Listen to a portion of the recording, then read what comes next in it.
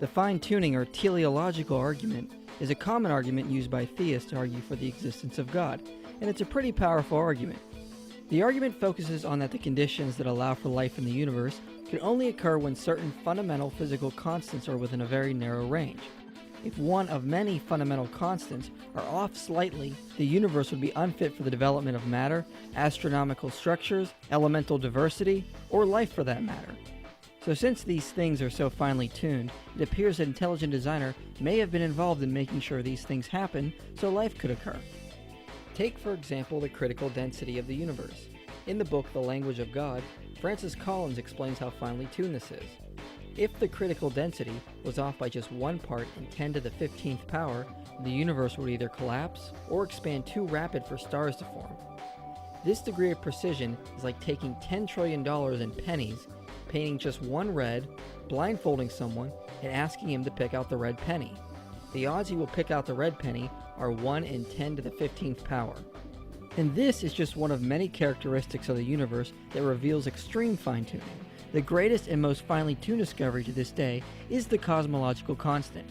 While the critical density of the universe is finely tuned to 10 to the 15th power, the cosmological constant is finely tuned to 1 part in 10 to the 120th power. Meaning if the cosmological constant was off by just 1 part in a trillion,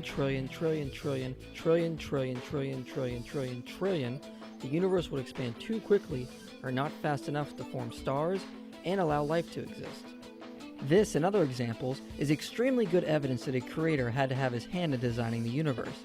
Because when you take all the finely tuned constants and put them together, the odds of them all happening by accident is far beyond exceptionally rare.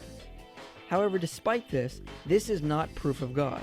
There are alternative explanations as to why so many things are so finely tuned in the universe, and we theists need to accept that. Daniel Dennett, for example, has argued the multiverse theory, which states that it is possible there are countless other universes in addition to our own. Each universe has different properties, different laws, and different values of the basic constants of physics. And given countless other universes, Dennett thinks all the possible distributions of values over the cosmological constants would have been tried out. As it happens, we find ourselves in the one universe where the constants are such as to allow for the development of life. And this explanation could be true and explain why everything appears to be finely tuned. However, there is no guarantee that the process, which produces endless amounts of universes, would randomly set all the parameters in a way that every possibility is realized. It could be that there are constraints on the characteristics of these many universes, and the production process itself would have to be finely tuned in some way to guarantee that we get enough variety of universes.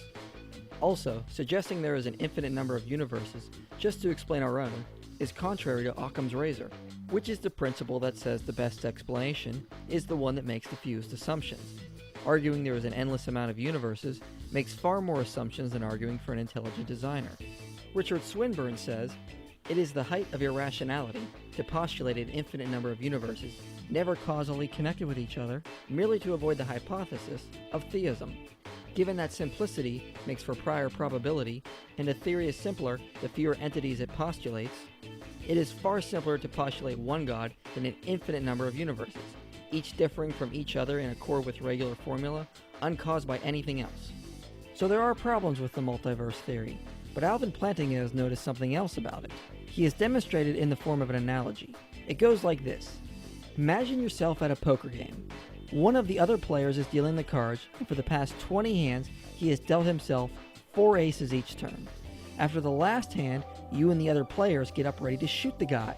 But suddenly the dealer says, "I know it looks suspicious, guys, but possibly there is an infinite succession of universes, so that for any possible distribution of possible poker hands, there is a universe in which that possibility is realized.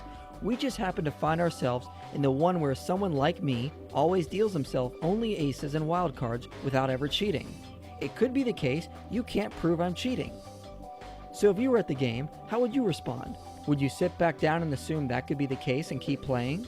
Or would you recognize that possibility is exceptionally rare, and it is far more likely the dealer is cheating?